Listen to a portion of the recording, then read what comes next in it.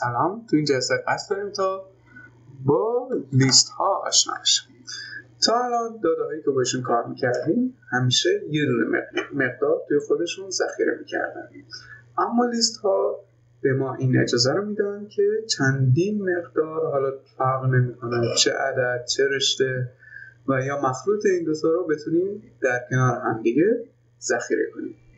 معادلش آرایه ها هستن توی زبان C++.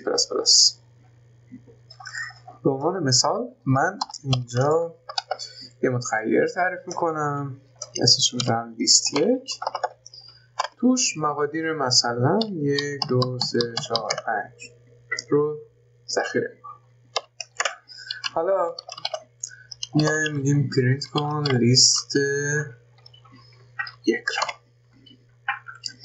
اگه اجازه بگیرم میاد به این صورت چاپ میکنه.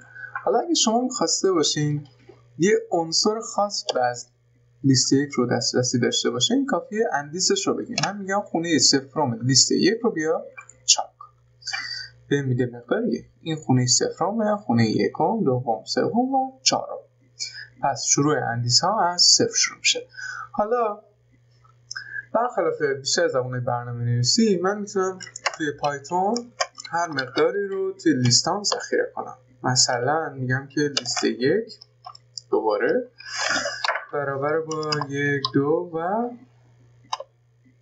از اینجا به بعد مثلا رشته می‌ریزم، مثلا SOS و 3.14 یه مقدار اعشاری، یا یکی دیگه هم رشته می‌ریزم مثلا بندر. حالا میگم که بیا پرینت کن،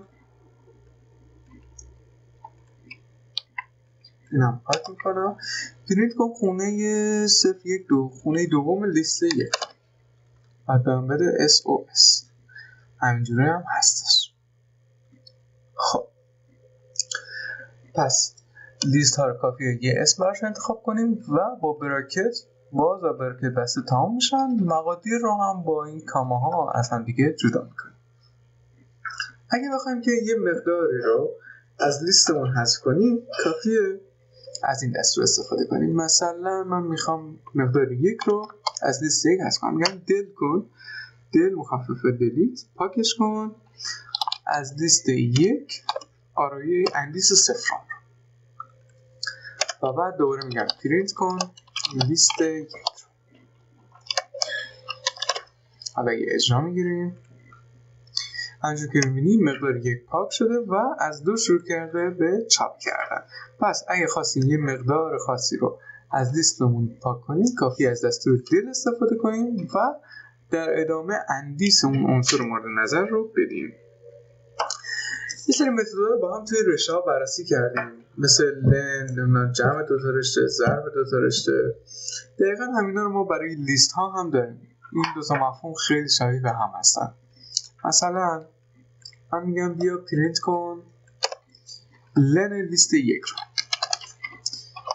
لیست 1 رو میبرم توی لن، میگم اندازش رو بهم بده. بهم میده 5 1 2 3 4 5 تا عنصر داره و لنش رو به من داده 5. میام مثلا یه لیست 2 هم تعریف میکنم، مقدارش رو میذارم مثلا USB، یه دونه رشته داره با مقدار USB. حالا میگم که بیا لیست 1 رو با لیست 2 جمع کن، اپراتور پلاس. همونجور که میبینید لیست 1 اومده نوشته 1 2 SOS 3 و 14 بندر و USB که مال لیست 2 هست رو به انتهای لیست 1 اضافه کرده. دقیقاً مثل اتفاقی که برای رشته ها میافتاد.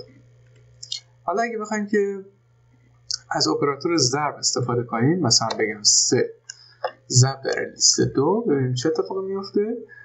یه لیست جدید اومده ایجاد کرده و مقدار USB رو 3 بار تکرار کرده. این از اپراتور ضرب.